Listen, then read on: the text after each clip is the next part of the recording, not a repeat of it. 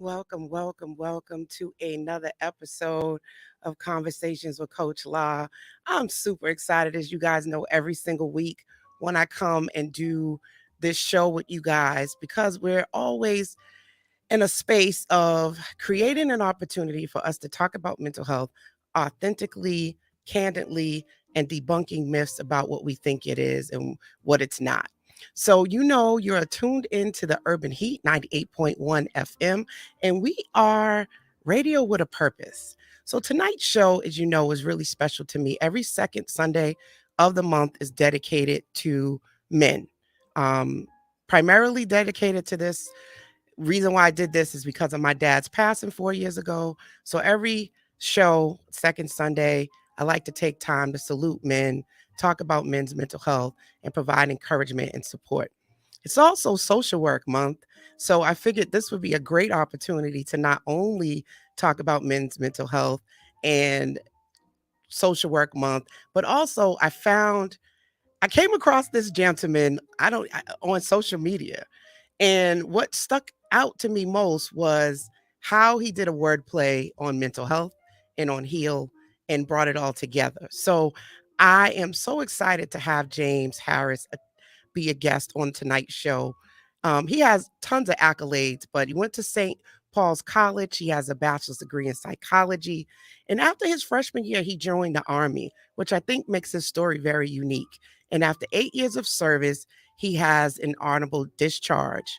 He also did 2 deployments in Iraq and Afghanistan, which I think also will allow him to add some nice, rich content to tonight's conversation. And after his military duty, he went on to get his master's in clinical mental health counseling at South University. He is a licensed mental health professional. He's also a member of Omega Psi Phi, which I think is so dope because I have family members that are also down with Omega Psi Phi. He's also a Chi Sigma Iota Honor Society, American Counselors Association, Richmond Area Counselors Association, and a board member of the National Alliance of Mental Illness and the co-chair for DEI for DOD agency. I know all of those acronyms. We got a lot of acronyms in our field. James is what you would consider a multi entrepreneur. He's from Richmond, Virginia, which is so dope because you guys know I'm in Massachusetts, which is one of the reasons why I love social media because I get to talk to people all over. And he does a lot of community-based services in the inner city, which I also love. We share a lot in common in this regard, where he sits on the Family Assessment Committee, which we would call the Department of Children and Families here in Virginia. They call it the Department of Social Services. He also works in schools, and what's even cooler is we're both in private practice. So I think that's really dope, being that I'm in Massachusetts in private practice and he's in Virginia in private practice. And he has started an international movement called Men to Heal. And what's dope about this and why he's going to be great for this conversation is it focuses on overall wellness, mental and emotional, physical health of men and boys. So without further ado, I'd like to welcome Mr. Harris to Conversations with Coach La.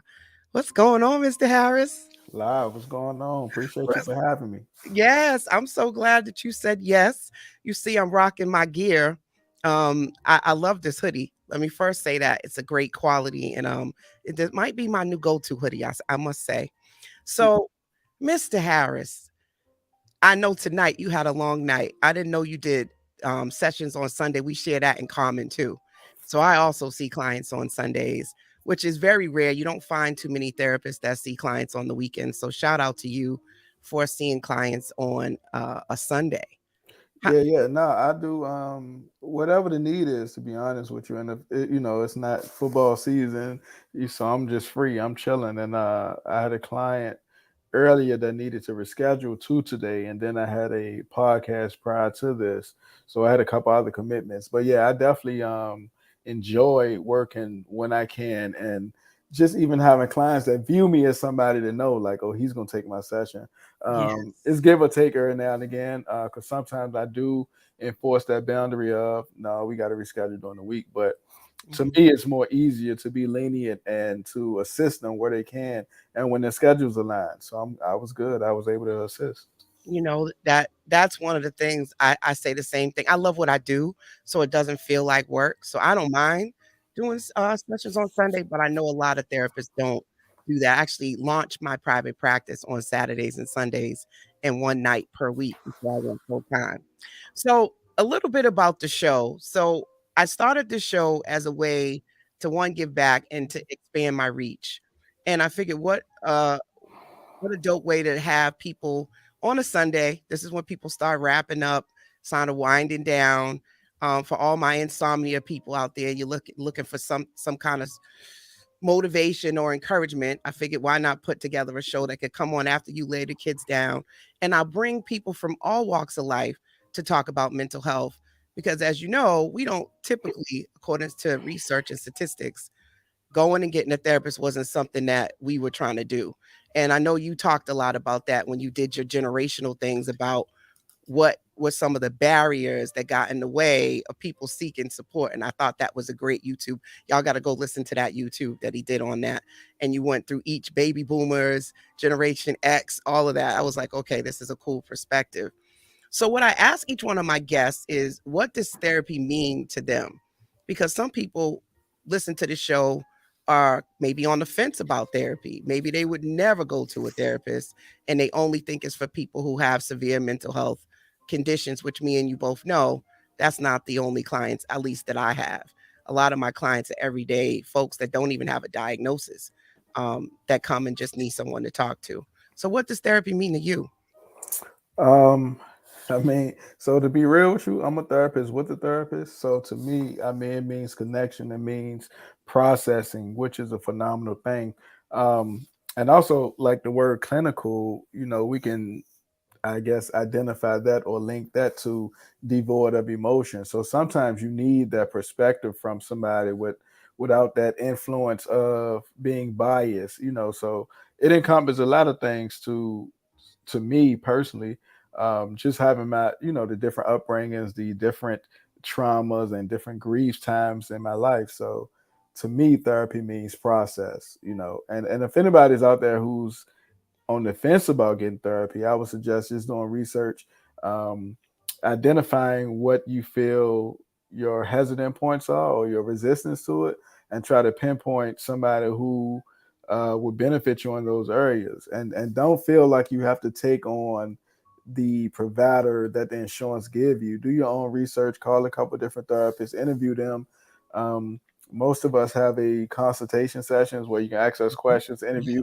I would definitely suggest doing that because you can learn if this person would be a good fit or not. You can ask them about their views on gender identity or social issues or what's Mhm. that modality, because you want to make sure that they're competent in the areas that you need assistance with. And you want to make sure that there's going to be a strong connection because therapy is a cohesive process. I tell all my clients, like, bro, I'm not working harder than you. Talk about This that part, right? yeah, this is a collaboration. We in this thing together, Absolutely.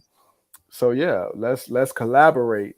Is a exchange of information. It's a Right. dialogue and not necessarily a monologue. I don't expect you to come in and just talk, or you should expect me to just talk. It's back and forth, and we figuring some things out together. It might assist you immediately, or it might take a little bit of time, but you have to endure the process if you want to make change in different areas, or at least enhance different areas of your life that you probably didn't uncover yet.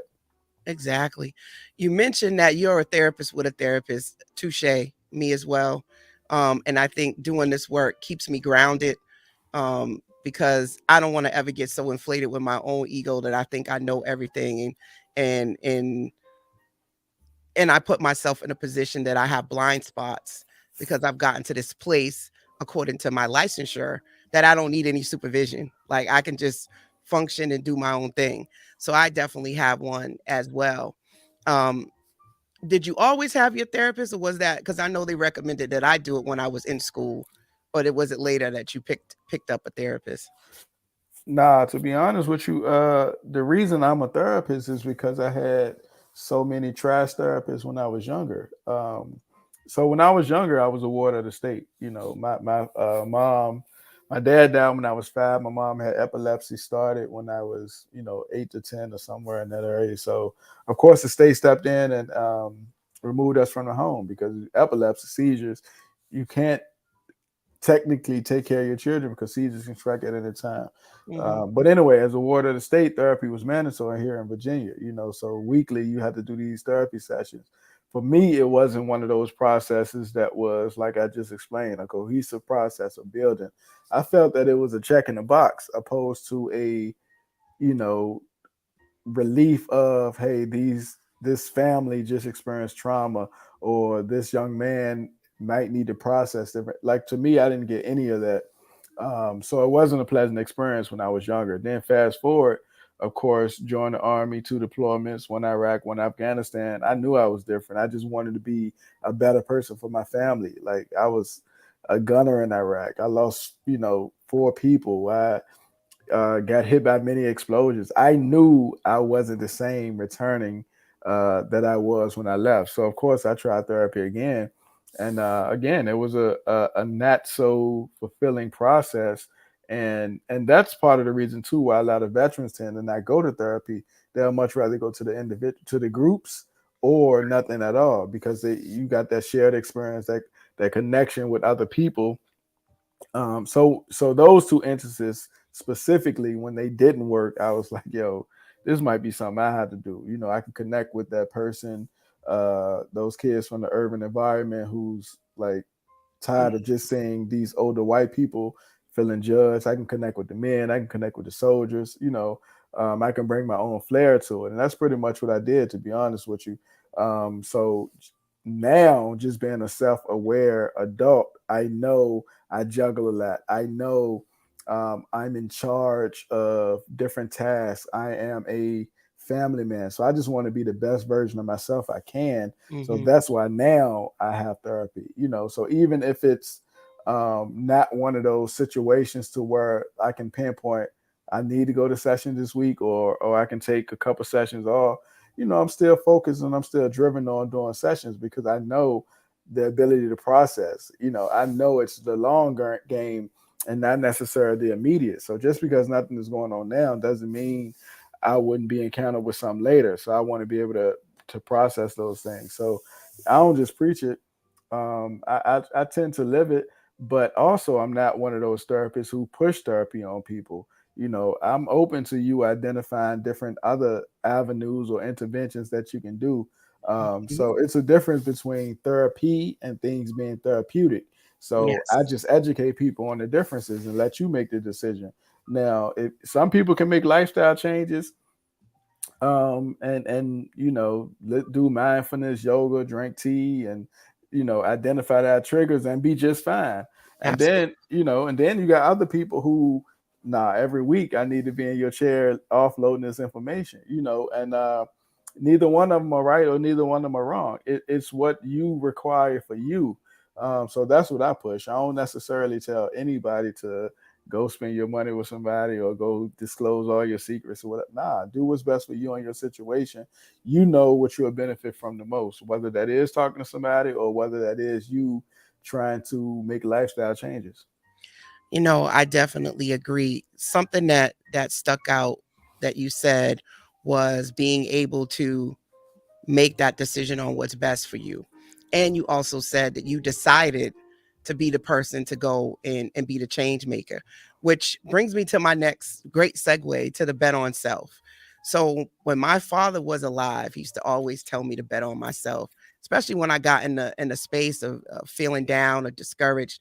He would always tell me I had everything that I needed already in me. And if it wasn't there, go create it myself. So in honor of him, and part of my grieving process has been a way to honor his life and to do things that he would have encouraged me to do. So that became my mantra. And that was a way to stay connected to him, even though he's not physically here. So that's a moment where you have this epiphany. You decide to take control over your own life. You create opportunities, even if they don't exist. And it sounds like that was one of your bet on self moments, deciding to become a therapist yourself.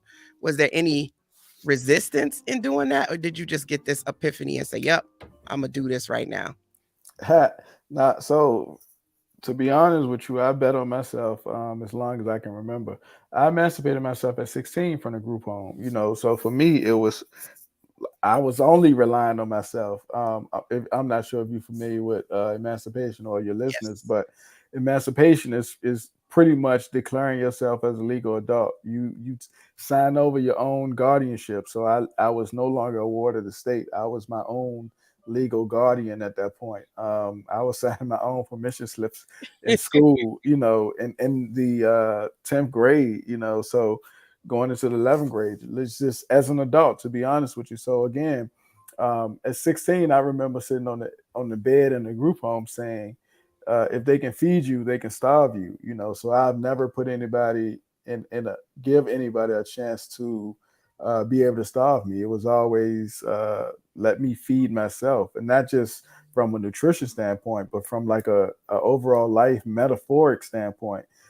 So whether that's me employing myself or gaining knowledge for myself. Like you can't, it's nobody in this world right now that can say, you know what, I'm gonna take this from James Harris. They didn't give it to me. Everything I have, it's pretty much from my own workings. Not to say I didn't have mentors or guidance or anything like that. I'm just saying, like, like nobody can say, hey, we terminating this job, like you're out of a job, or nobody can say, hey, money didn't come in this week, we can't pay. So again, nobody is going to be in charge of feeding me or putting me in a position to need. um so for me, that was my bet on self moment, and of course I continue to do that to this day. Like, just with the movement, mental health, that was a bet on self moment. That was identifying a need and creating it to assist other men, assist other boys in their development. And of course, the betting continued when I published the book and created the board game and all that stuff. Well, good. I'm glad you brought that up because I have it right here. Oh, dope. Oh, Yeah. yeah. Man, just express yourself. It's an interactive planner guide for men, young and old. And tonight's conversation is all about that. I think I have a 17-year-old son.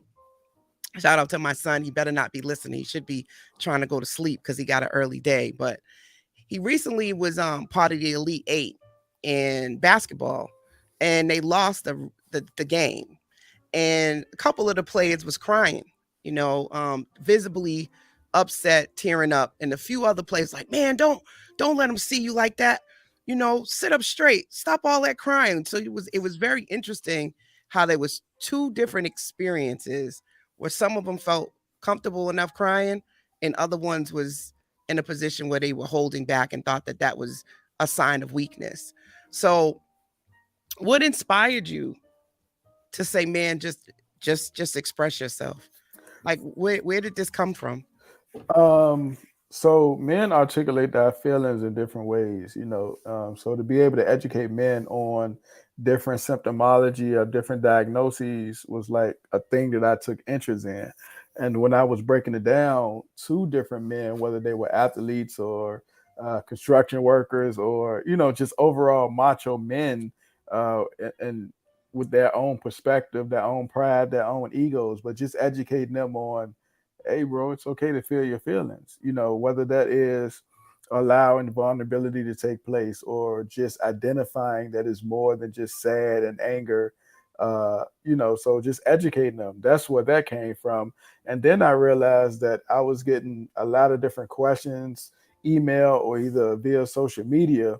So I was like, yo, you know what? I can continue to answer it to individual people, or I can put this knowledge out for everybody to receive it.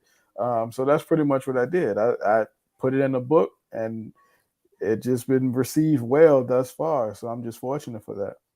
Yeah, I mean, and the way that it's constructed, there's as you explained, different ways to express. So yes, you're reading, you're journaling, but you're also drawing. So it really to me speaks to the tactile learning style of men. Like we what I've learned from working with men is that it's not always sitting down and talking. They need to do things.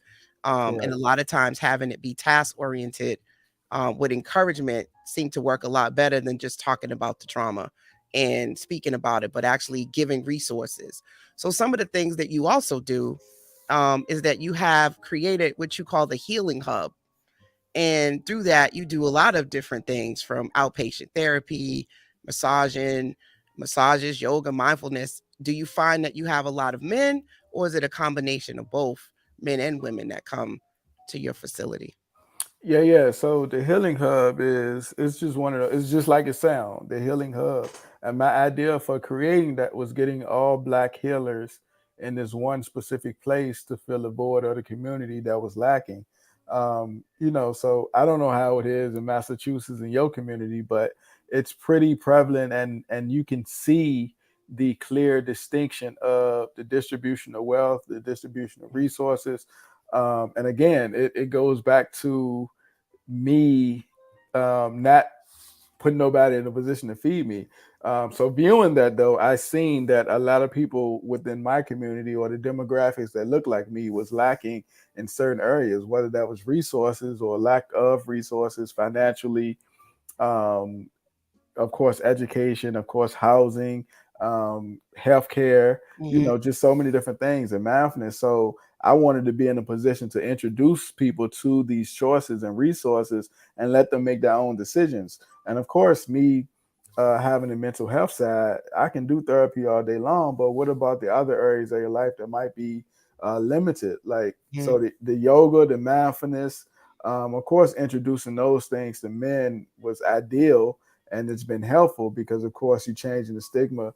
Just introducing men to yoga has been a phenomenal tool for them because of course they thought it was feminine, they thought it was so many other things, not knowing that of course when you are flexible you decrease the injury rate of you in those other sports that you play, whether that's basketball, football, whether those, the dominant sports that you perceive as masculine.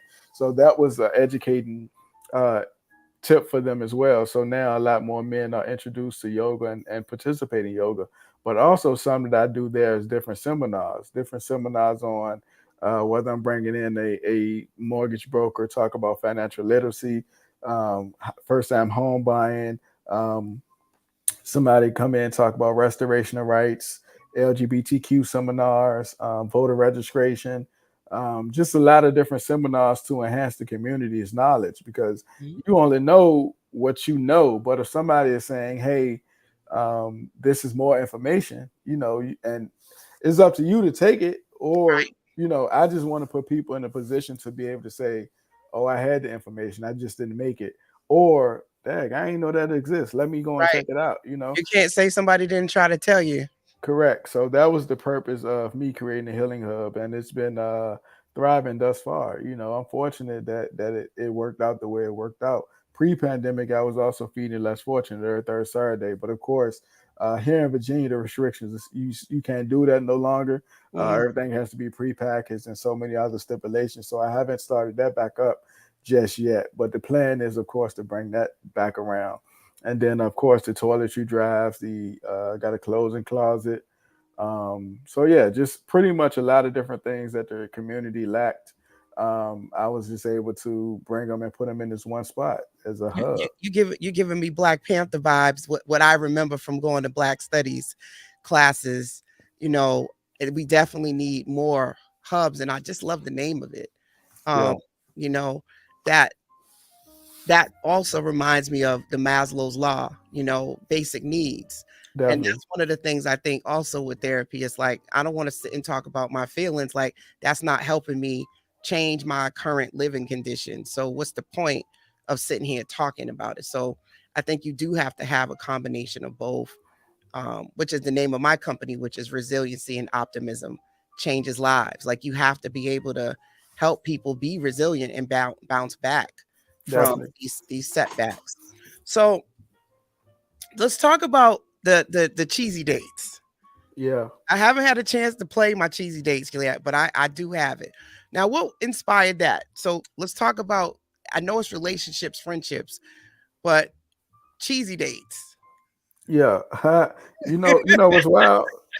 So let me see. I created this last year, or 2021.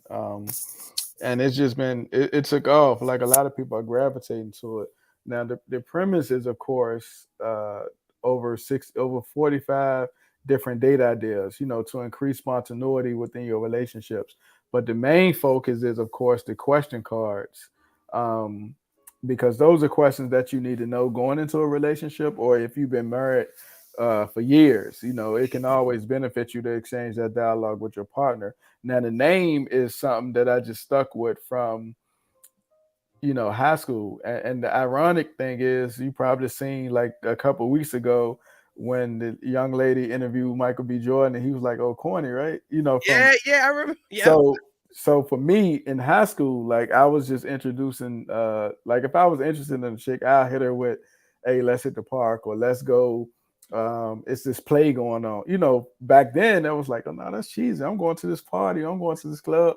So for me, I just kept the name because now, of course, as an adult, you viewing those things as like, "Oh, that's romantic. I wish somebody would take me to the park, or I would rather go to the play instead of a lounge or a club." So Uh-huh. I just kept a name to signify that, and it's just just viewing it now as an adult. Just so many women gravitate to it because they know now, like as a mature person. Oh yeah, I definitely much rather go candle making or um, Hmm. doing pottery opposed to bouncing in somebody's club or Netflix and chilling. It's a different perspective. But back then, as a young, immature, growing person, oh, that's cheesy as hell. I don't want to do that. So Right. I just kept the name. But yeah, it comes 18 by 18 board deck, two different card decks. One card deck is different date ideas. People run low on spontaneity. The other card deck is again different questions that you should ask throughout the course of your relationship. So finances, intimacy, social issues, family, residence, like different stuff that you should ask. And you can play it with your partner one on one. You can play it with different couples, or you can play it with a group. I've done different seminars where group participation happened, so four actual players can play, but as many people in the room can answer the question. So if you roll the dice, you land on a question, you can ask the entire room and get the dialogue. I think it's a dope idea. I'm waiting for opportunity to play it. I have it here. Actually was going to utilize it for couples therapy. Now, Yeah. have you used it in that sense in couples therapy? Because that's what I was planning on using it for. So you're gonna find the majority of the questions came from couples therapy. So one of the main questions in there is, um, if I want to quit my job, will you hold me down? Right. And I got that question idea from this couple. They were married 5 years. Husband put the wife through school. She got her bachelor's. They had two children at the time. So remember that, two children, 5 years of marriage. I helped you get through school. So anyway, he was like, "Hey, babe, you making 80 plus $1,000. I seen this HVAC cert that I want to do. It's 6 months. Can I, I want to leave my job. I want to just knock out this. Can you hold down everything?" So she looked at him in session and said, "I'm not taking care of a grown man." So ignore the fact that they was married for 5 years. Ignore the fact that they had two kids together. Ignore the fact that he helped you get your bachelor's. She was stuck on her ideology of women don't take care of men.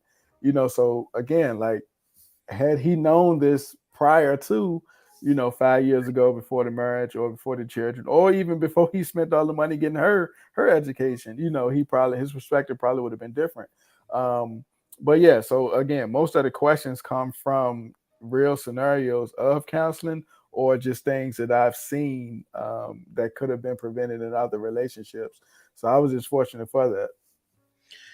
So I know a lot of people are tuning in tonight because one of the key pieces was, why are so many men emotionally unavailable? 90% of my practice is women, and most of them are either divorced or on the verge of getting divorced, or they're single and they want a partner. And it seems to be really, really challenging out here. As the ladies say to me, it's hard out here in these streets trying to find a mate. So any thoughts on, what do you think is actually going on, as far as male female relationships, given that you have done couples therapy from your perspective?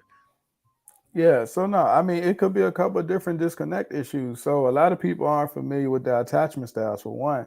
So your attachment styles are creating these barriers between you and this person. So you find yourself, let me see, like dating the same person with a different face, if that makes sense. So that's one of the issues. You have to learn your attachment style and be attracted to the person you're supposed to be connected with, or get away from that person that you're not supposed to be connected with. Mm. So that's one thing that you can do. And then two, you also gotta remember, is a difference between attraction and compatibility. A lot of people are attracted to each other, but they're not necessarily compatible. So when those situations arise to where you need somebody to actually hold you down, they can't.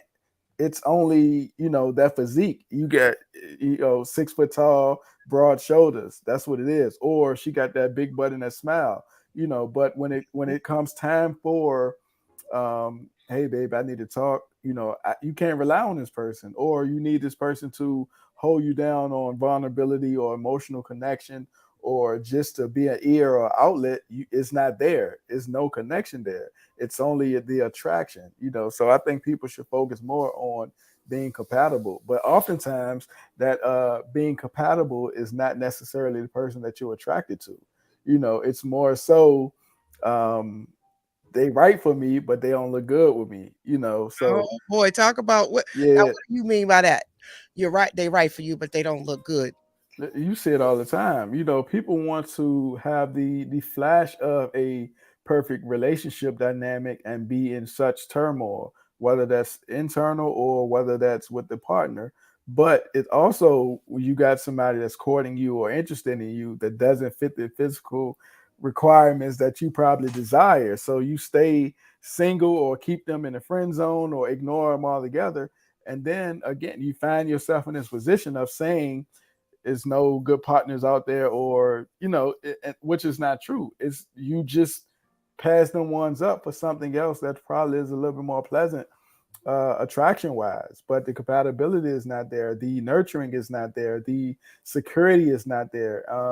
And I think that's another thing too, change the perception of what protecting and providing is, and security. You need, not only, I think people has reduced protection and providing to just monetary, Yes, like what can you pay for, or can you protect me if somebody want to fight me, not knowing that you need the security of comfort, the security of vulnerability, the connection of just awareness, like somebody to hold you accountable, somebody to support you and not be an enabler, because there's a difference. They can look the same, but it's definitely a difference.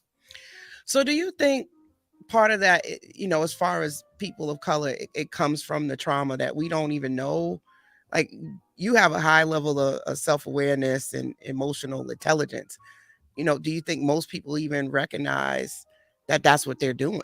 That they're caught up into looks and don't understand what protection and all of those things are. Yeah, and that's why it's important for you to learn your attachment style, because that is definitely important. You're going to learn that I shouldn't be stressing over this. You know what I mean? Like you're gonna by discovering your attachment style, you're gonna one, discover who you are internally, and it's some things that assist you in enforcing your boundaries. Because again, everybody have boundaries in my view, but not everybody enforce those boundaries. So if you Right. understand your attachment style, it'll assist you in enforcing your boundaries. And or if you are in that relationship, you'll probably view it differently, because you'll realize, oh, this person I'm supposed to be with, let me try more to make it work. Or, I ain't supposed to be with this person. This not what I desire. This not what I want. This not what I need.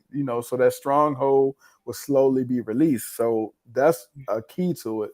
But again, too, like a lot of people may have been raised a certain way and view relationships from that anecdotal experience. My mom endured this, so this is how I supposed to do it. Or my dad did this, this is how I supposed to do it. Nah, like you're an adult now. Create the own dynamic in which you find pleasure in drafting. You can recreate the wheel if you need to. You don't have to do the model that was set before you, because that model might necessarily been the correct model. You probably seen cantankerous relationships where it looked healthy to argue, Yes. in a disagreement. It looked healthy to raise your voice as long as we come back together at the end of the day, or hold each other down. No, Mm. it's not. Like, it's okay to have disagreements, but still, have less confrontations about those things. But again, some people are viewing those things as, oh, this is what I've seen, this is how it is. Right. So nah. So change your perception, change the ideology of what compatibility is over what attraction is. Again, y'all might look good in pictures and videos and all that, but is this person going to be good for you if a issue arises? Can you count on this person? Like, I don't know how many times I can count in my sessions, um, that I say, "Oh, you talk to your partner about it?" I don't know. I can't tell. Like, so you are married to this person that you can't tell Mm. this, whatever this is. So you want to switch jobs, or um, you need money for some. Like, how did you get married to this person and you don't feel comfortable with going to them with these issues? So all of those things might change again if you are compatible and not necessarily just focused on attraction. You just said a whole word, and I think maturity, and one of the other things about betting on self is to sit with yourself and actually really understand how things make you feel, right? And I think sometimes we're so disconnected from our bodies, from our heart, that we don't even really tap in to say, hey, I'm anxious when I'm around this person, or I feel uneasy, or um I don't feel safe when I'm around them, or when they talk to me, it doesn't make me feel good. Their behaviors make me uncomfortable. Sometimes we're so used to things not making us feel good that we are in a place of tolerating it, and Mhm. it's familiar. And I think that that's partly why I also think people should explore therapy, because often you don't even know your triggers, and you're not even making the connections on why certain things are tolerable, or why you're actually participating in it. So attachment styles are huge. I actually really love attachment styles. I actually have an anxious, insecure attachment style, um, that I have now grown to have a secure attachment style. But Nice. it still rears its ugly head, like it's still there. And that's really from having inconsistencies in my parenting approaches. My mother was one way and my dad was another way. And I'm the oldest of 6 siblings. So often my needs were put to the side, and I was told, hey, you're the oldest, Hmm. you need to understand, and you're supposed to be able to understand that your need can't get met because we got bills, we got this, we got that. So I learned in a way to be To, neglected and to not yeah, to ask for help. sacrifice. Yeah, you had to And, sacrifice yourself. right. So in relationships, I'll do the same thing, right? Where I won't ask for help, or if I do, it's so uncomfortable. And the first time you don't show up for me, I'm like, see, this is why I need to be independent. So once you know that, you can address it and sort of sit with yourself and understand what's your partner's situation and what's yours. Because I've had partners say, hey, why don't you ask me for anything? And that's primarily why. So growth, how do you define that when we talk about heal thyself? Because that's one of your other mantras. Yeah, heal thyself is not necessarily meaning. Um, so it's education, because a lot of people feel that healing is a destination, which is not. It's something that you got to continue to work on.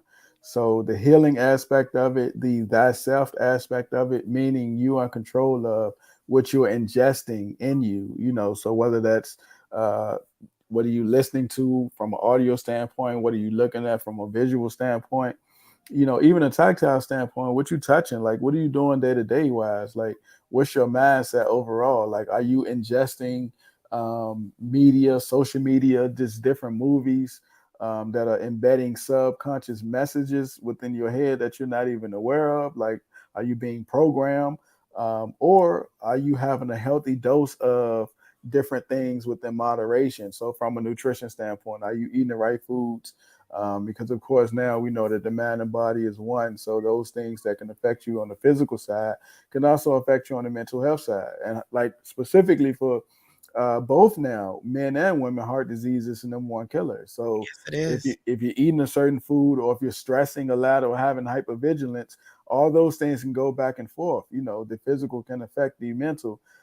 So that's what I mean by heal thyself. Like understand that you have to be careful what you're ingesting. So if you're listening to something that's not conducive to growth, that's derogatory, or you're viewing different movies or social media, something that's not conducive to growth, also, those things can be detrimental to where you want to go. It can change your energy levels. It can again imprint these images or messages in your head subconsciously Mhm. that you're not even aware of. So you might find yourself down, or you might find yourself um, just in unfamiliar territory when it comes to jobs or relationships or social settings, just different stuff. So heal thyself is just being aware of what thyself need, and thyself need to have moderation and how they intake different things.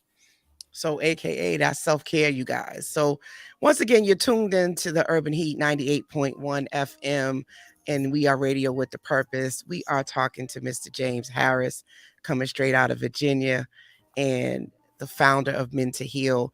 And we've been talking about men's emotions, but not just men's emotions, but overall human emotions.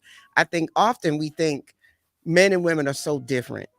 And, but society constructs have sort of made it where men don't name their emotions, and that's seen as feminine. So this whole masculine feminine energy, I see a lot of that on social media. There's like, so many different coaches telling women on how they need to act to attract a high value man and vice versa. You got any thoughts on that? No, I stay out of it, to be honest with you, because I believe that you need a healthy dose of both, and it doesn't necessarily mean. I think so. I think when a lot of men hear feminine energy, they think flamboyant, opposed Mhm. to nurturing, caring, emotional, available. Those are characteristics of feminine energy.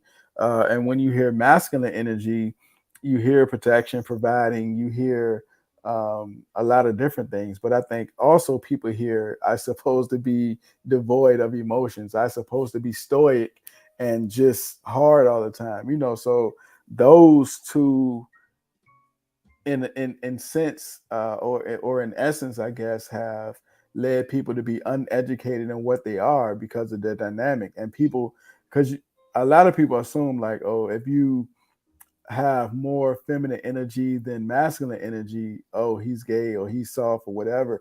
And that negativity carry over to, of course, the impact on how one would display that. So whether he is actually emotionally or connected or disconnected, it probably is a facade based on what the perception of others is, if that makes sense. Yes, So it again, does. I think it should be a healthy dose of both, because you need a healthy dose of both. If not, you're going to have somebody again who is not in tune to what you need as another human, whether that is a man or a woman.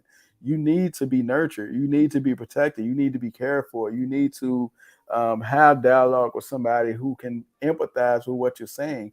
You need to have the support of this person. Like, who wants to be in a relationship, whether it's with a man or a woman, and you just feel like you're emotionally drained, or you're not obtaining anything of value from this person outside of monetary gain or the physical aspects. Like, Hmm. no, I personally need more than that. You know what I'm saying? Like, no, Agree. like, be my soft place to land, or I want to, like, my wife, like, she's not in a position to where she has to guess.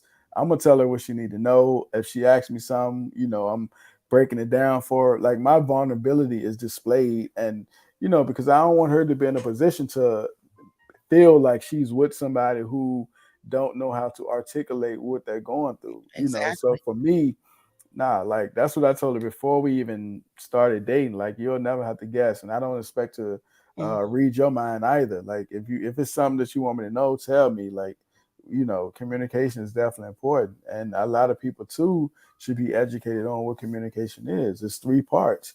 People only focus on the giver of the message and the receiver of the message, but Mhm. nobody rarely, check for their comprehension. Like, do you I'm so understand? glad you said that.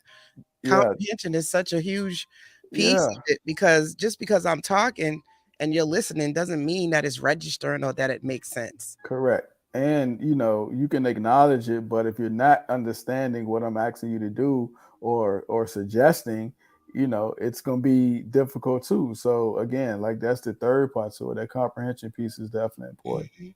So I think about, traditional roles, this idea of what we learned. And I think through going back to school myself, I had to revisit and re-examine my beliefs, my values, my boundaries, everything.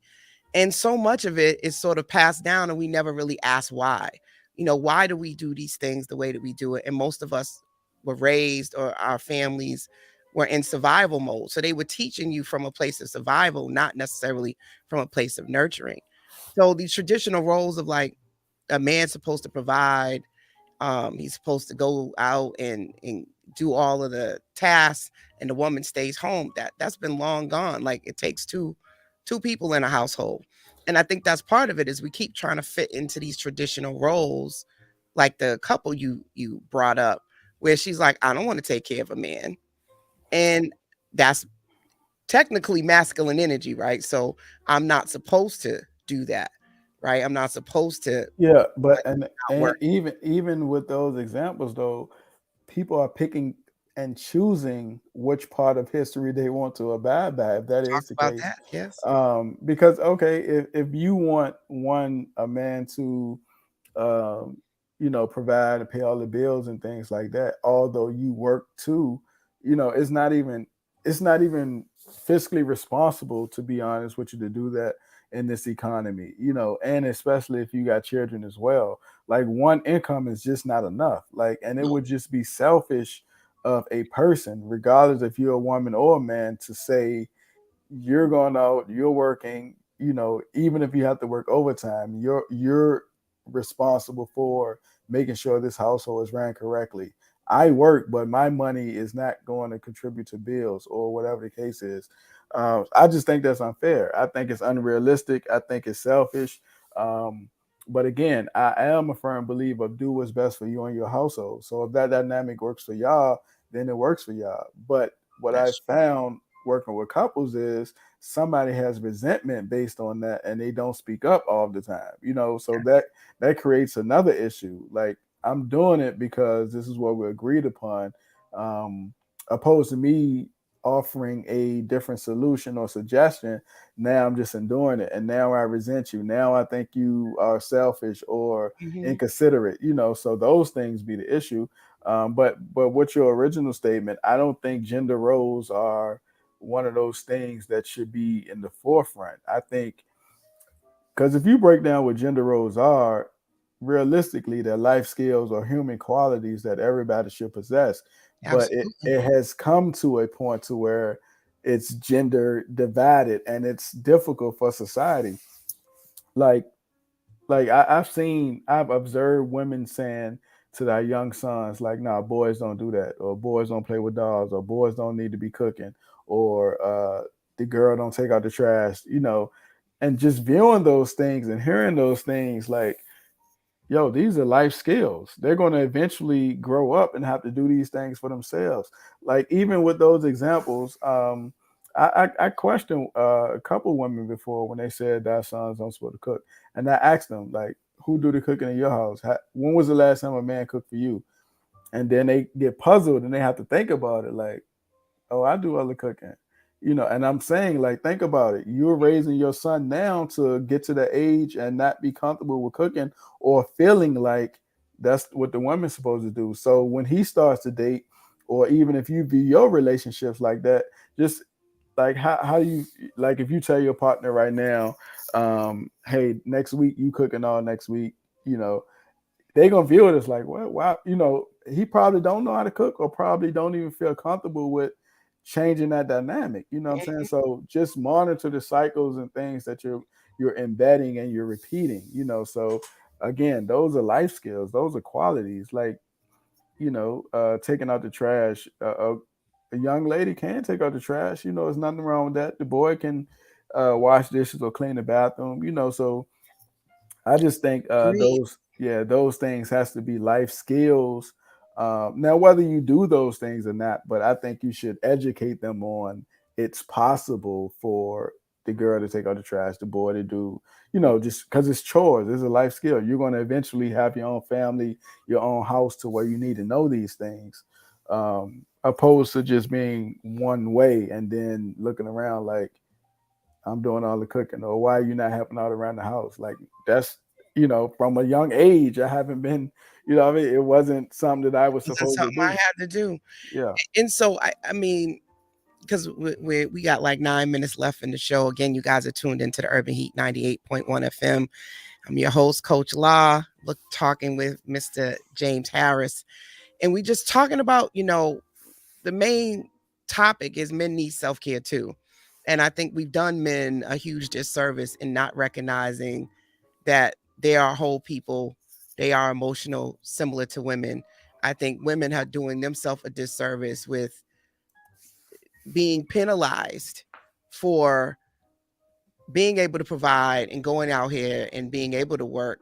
A lot of that is causing a lot of tension, with the increase of women that are making more money and who's doing what. Like these gender roles and societal constructs are creating a lot of tension in households, and I think is impacting a lot of people's overall sense of self-worth.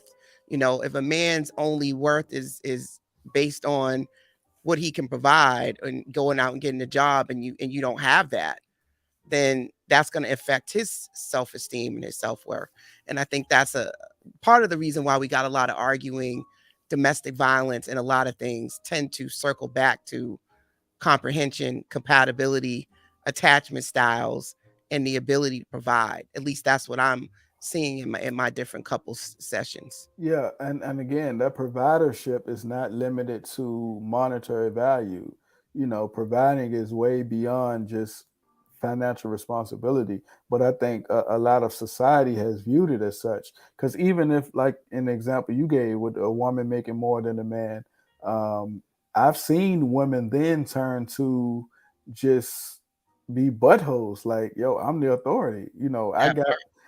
I'm making the money, so you got to do what like, opposed to just still being yourself and still, again, if you're in a partnership or relationship dynamic, then it's for the betterment of the household, not necessarily us as Y'all are a individuals. team. Yeah, exactly. But again, like when you link providing to monetary, it's I make the most money, so my decision is better, or I make the most money, my voice is so those things what's create the issues. So I think on both sides it has to be a dynamic of, hey, our household is first, our relationship is first. Um, Nurturing and providing is not limited to just monetary value, or those things that people now gravitate to them. It's definitely more than that, because you need to be nurtured, and I don't think finances have anything to do with that. Like, No, because realistically, um, if somebody don't work but they can give you everything that you want emotionally, mentally, and physically, they can just have that peace. You know gonna what I be mean? motivated out your mind. Yeah. Opposed to somebody who is also, let's say both of y'all making $100,000, but both of y'all tired from work, working over, got projects, Irritable. irritable, you rarely spending time together. Just so many other factors play into that. But y'all got $100,000 each. Like, who want a relationship like that? It should be a healthy balance of everything within that you want. And I don't think people view that up until it's too late. Hmm. Agreed. So you guys have been listening to the Urban Heat Conversations with Coach La. Come on every Sunday at 10 p.m. Every second Sunday is dedicated to men's mental health, and the segment is called Men Need Self-Care Too. Tonight, we've been talking to Mr. James Harris. You can find him at www.mentoheal.com. Please go check it out. You see, I'm rocking my gear. Go get you a sweatshirt and go get you the cheesy dates. Go get the book. These are some great additions to just have. I know we buy other people's board games. Buy this, have this at your house. Add this on to your cheesy dates, as he calls it. Your activities with your mate, and any closing thoughts, anything you want the people to take away from tonight's conversation. Yeah. ignore the perception of others. Like I think at some point you have to realize I'm going to do what's best for me. I'm going to do what's best for my household. I'm going to do what's best for the growth of the people I'm raising, opposed to the perception of, well, my mom and dad did it like this, I'm gonna do it like this, or I don't want to switch it up because somebody at work is looking or somebody in the community is looking. Nah, ignore the perception of others. Do what's best for you and your household. So if that looks like a different dynamic, or the woman is working or the breadwinner, and the man not so much the breadwinner, that make that work for your household. Don't view it as condemning him or putting him down or just having confrontation based on that. No, if it's working for your household, it's working for your household. I've seen, women just dog a man based on that. I'm making more. Um, you should be trying to get another job, or you should be working another job, or not knowing like, yo, I'm holding down the church. It's different dynamics that can work Yes. for different people. So again, ignore the perception of others. Don't put yourself in a position to view it as a competition with somebody else. Their dynamic is their dynamic. Your dynamic is your dynamic. So, I appreciate you for having me. I appreciate you extending the invitation, opening me up to your guests and your platform. Um, Yes. yeah, if anybody got any questions for me, my website has everything, www.mentoheal.com. You can subscribe to my YouTube channel with so many different topics for women and men, and my fellow therapists out there. And also, my social media is on there. The book is on there. The book is also at Amazon, Barnes and Nobles, Target, Walmart, pretty much anywhere books are sold. But of course, it's Yes. more beneficial to get it on my website. And while you're on the website, be sure to grab that board game, Cheesy Dates. Very Yes. interactive. It's again good for couples or good for people who's looking to date, or you can use it with your girls' night or your boys' night. And then, of course, my fellow clinicians can use it. With their couples and their sessions. Both tools are good interventions and sessions. So a lot of my women colleagues, they got the book in our lobby as conversation starters, and they just use the interventions. So it all depends. I definitely appreciate it. Yes. I want to say thank you to everyone that listened tonight through YouTube, through Facebook, and through iHeart Radio. We appreciate you listening. Shout out to Miss Passion and Sandra, Vanessa, Miss Mina Shea. Thank you all for tuning in. We appreciate you chiming in. Hey, Miss Angie, thank you for chiming in. We love hearts and like buttons. Make sure you guys go out there and get the book, get the Cheesy Dates. Once again, you're supporting a Black owned business. You're supporting my brother that's on the other side over there in Virginia. But we got to support, and economic empowerment is so important to keep on changing the narrative. And I think for women that are listening, make space for vulnerability with your partner. You have to be able to also create that space for your particular man, son, uncle to open up about their feelings, because sometimes we're not doing that, ladies. So once again, you've been listening to Conversations with Coach La. I will see you guys all next week. Mr. Harris, it's been a pleasure and an honor to have you this evening. And I'm gonna do some videos with these cheesy dates. So stay tuned for some of my footage and my reels. I got a couple of couples I want to try it with. And it's just been an honor to talk to you, and keep doing awesome work. Keep on, fighting a good fight. We need more of us out there. So I'm just glad to have a brother on the other side doing the same work that I'm doing. We work in the two sides of the world, but for the same goal. Yeah. Nah, you keep up the good work as well. Continue to growth. I hope you continue to excel and bring in different dynamics. Absolutely. Have a good night. Talk to you soon. Y'all keep having those conversations. See you next week.